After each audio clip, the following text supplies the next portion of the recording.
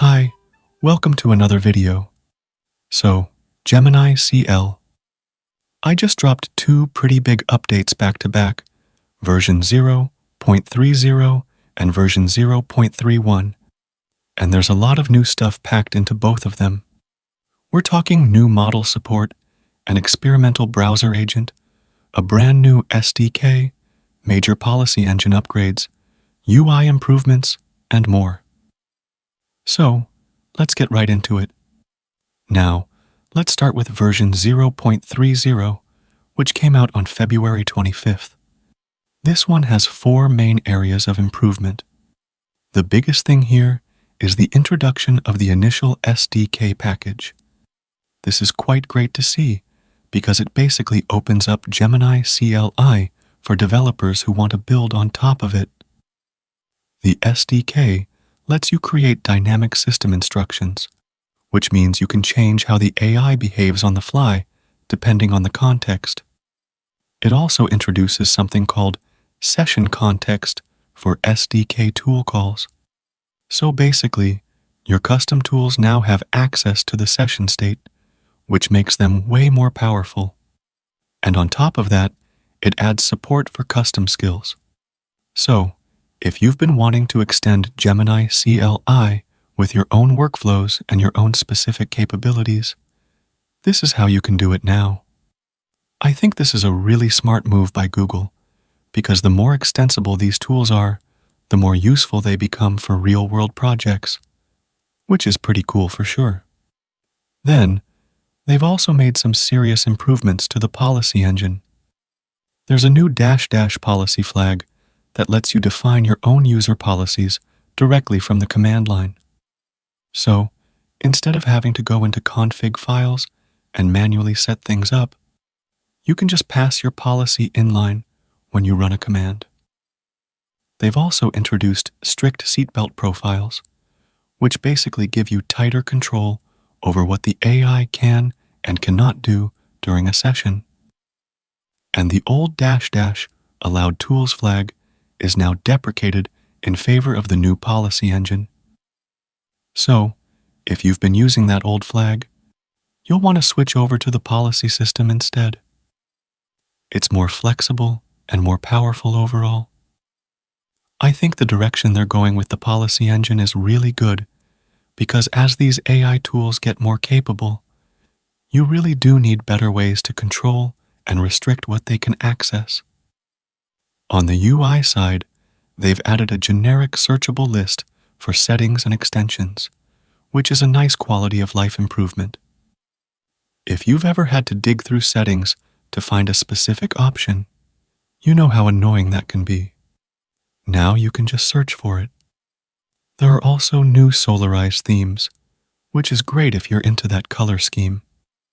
They've added text wrapping for markdown tables, so your tables won't get cut off or look weird anymore. And there's also a clean UI toggle prototype, which seems like they're experimenting with a more minimal interface option. So, the interface is getting a lot more polished. And for the Vim users out there, they've improved Vim support to feel more complete. And they've also added support for Ctrl-Z terminal suspension. So, if you're someone who lives in the terminal and uses Vim for everything, this update should make your experience a lot smoother. That's great as well. Now, let's come to version 0.31, which came out just 2 days later on February 27th. And this one has some really exciting stuff. The headline feature here is support for the new Gemini 3.1 Pro Preview model. So, you can now use this latest model directly inside Gemini CLI, which is pretty amazing to be honest. If you've been following the Gemini model releases, you know these newer models have been getting significantly better at coding tasks, reasoning, and following complex instructions.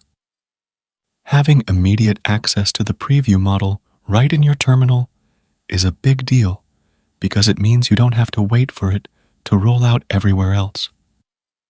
You can start testing it right away in your actual development workflow. They've also introduced an experimental browser agent, which lets you interact with web pages directly from the CLI. This is kinda awesome because browser automation from a terminal tool is something a lot of people have been wanting for a while now. Think about it. You can now have your AI agent go to a web page, read it, interact with elements on it, and bring that information back into your terminal session. I believe this could be super useful for things like scraping documentation, testing web apps, or just quickly grabbing information from a page without leaving your terminal. Now, it is experimental, so take it with a grain of salt. But the fact that they're building this directly into the CLI is a really good sign. The policy engine got even more updates in this version. It now supports project-level policies, which means you can define different rules for different projects.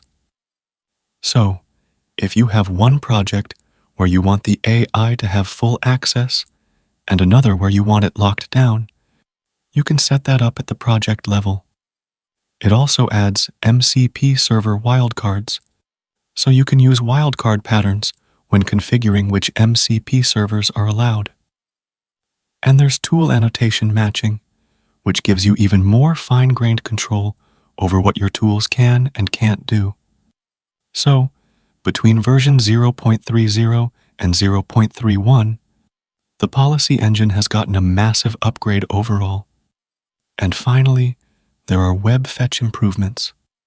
They've added an experimental direct web fetch feature, which gives you a faster way to pull content from the web. They've also added rate limiting to help prevent DDoS risks, which is also good from a security standpoint, because you don't want your CLI tool accidentally hammering a server with too many requests. Overall, these two updates together are pretty solid. The SDK and custom skills support in 0.30 combined with the new model and browser agent in 0.31 make Gemini CLI a much more capable tool than it was just a week ago. I think Google is really pushing hard to make this a serious contender in the AI CLI space alongside tools like Claude Code and Aider. If you haven't tried Gemini CLI yet, now might be a good time to check it out because it's free to use. Overall, it's pretty cool. Anyway, share your thoughts below and subscribe to the channel. You can also donate via Super Thanks option or join the channel as well and get some perks. I'll see you in the next video. Bye.